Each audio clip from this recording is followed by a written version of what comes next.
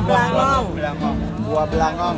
Syeda Ralun, artis Indonesia Wulan Guritno, sejak Sabtu 14 Mei 2022 berada di Aceh.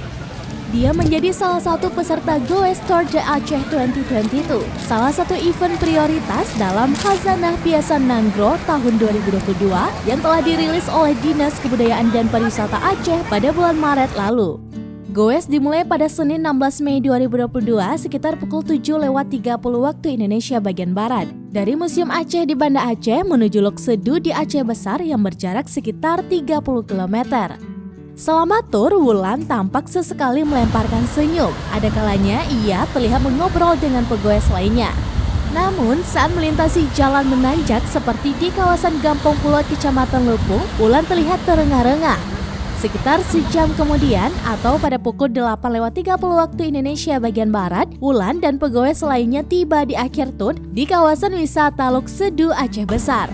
Setelah istirahat sebentar, peserta tur kembali lagi ke Museum Aceh, tapi kali ini dengan balapan. Setibanya di museum, Wulan kemudian mencicipi kuah belangong.